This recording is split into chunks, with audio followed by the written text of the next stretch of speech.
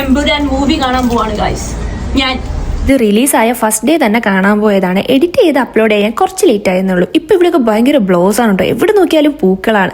ഇവളുടെ മുഖത്ത് ഈ വിഷമം എന്തിനെന്നല്ലേ, 2 ആഴ്ചത്തെ ലീവിന് ശേഷം പാവം തിരിച്ച് ഡോവറിലേക്ക് പോവുകയാണ്. വീണ്ടും പഴയതുപോലെ നൈറ്റ് ഷിഫ്റ്റ് ഒക്കെ എടുത്ത് ബാക്ക് ടു റിയാലിറ്റിക്ക് പോകുന്നതിന്റെ ഒരു ചെറിയ വിഷമം. 2 ആഴ്ച അവള് കൂടെ ഉണ്ടായിരുന്നപ്പം അമ്മ കൂടെ ഉണ്ടായിരുന്ന പോലെ ആയിരുന്നു. ഞാനും എന്തായാലും അവൾ ഒരുപാട് മിസ് ചെയ്യും ആളു. നല്ലൊരു ഉമ്മയൊക്കെ കൊടുത്തിട്ട് ഞാനും നിശ്ചയിച്ച് കിച്ചണിലൂടെ സിനിമയ്ക്ക് പോയി.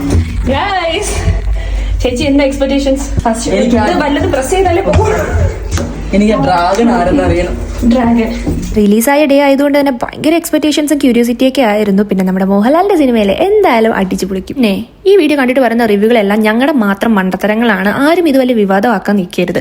സിനിമ എനിക്ക് പേഴ്സണലി ഞങ്ങൾക്ക് എല്ലാവർക്കും ഒരുപാട് ഇഷ്ടപ്പെട്ടു. അടിപൊളി മേക്കിംഗ് ആയിരുന്നു. ഒരു രക്ഷയില്ലെന്ന് തന്നെ പറയാം. ഭയങ്കര ക്യൂരിയോസിറ്റിയിൽ ഞങ്ങൾ ഇങ്ങനെ കണ്ടിരുന്നു. ഗൈസ്, നമ്മൾ എമ്പുരാൻ മൂവിന്റെ ഇന്റർവെല്ലിൽ വരെ എത്തി. നിഷേജിന്റെ അഭിപ്രായം നമുക്ക് ചോദിക്കാം. എനിക്ക് ഭയങ്കര വിഷമമുണ്ട്. ഈ ലണ്ടനിലുള്ള എല്ലാവരും അഭിനയിച്ചു. ഇതിന് എത്ര രൂപ ചെലവായെന്ന് ഞാൻ പറയൂലെന്ന്. ഇപ്പോഴാണ് ഈ കാര്യം മനസ്സിലായി. ഇന്റർവെൽ ഗൈസ്, സിനിമയുടെ അഭിപ്രായം കണ്ടു തീർന്നിട്ട് എമ്പുരാൻ സിനിമയുടെ അഭിപ്രായം പറയുക. എനിക്ക് വിഷമമുണ്ട്. ഫസ്റ്റ് ഹാഫ് എന്നെ വിളിച്ചില്ല.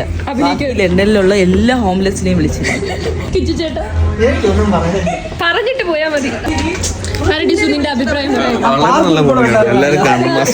എല്ലാ ഇംഗ്ലീഷുകാരും അഭിനയിച്ചു. ഒരു ബ്ലാക്ക് കാറ്റ് ആയിട്ട് എവിടെയെങ്കിലും നിർത്താനെങ്കിലും നിശ്ചയിച്ച് വിളിക്കാത്തതിന്റെ ഒരു സങ്കടം നിശ്ചയിച്ചിരിക്കുന്ന നന്നായിട്ടുണ്ടായിരുന്നു.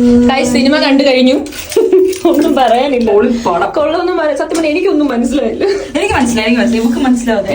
പക്ഷെ സെക്കൻഡ് മുതൽ ടോവിനെ കണ്ട്, മോഹൻലാലിനെ കണ്ട്, മഞ്ജുവിനെ കണ്ട്. സത്യം പറഞ്ഞാൽ എന്റെ അഭിപ്രായം ഒരു മലയാള സിനിമയ്ക്കാണ് കയറിയത്. പക്ഷെ കുറച്ച് മാത്രമേ ഞാൻ മലയാളം കേട്ടിട്ടുള്ളൂ. ബാക്കി ഫുള്ള് ഹിന്ദി, ഇംഗ്ലീഷ്. എല്ലാരും കാണാം. എല്ലാരും കാണാൻ ലണ്ടനിലുള്ളവര്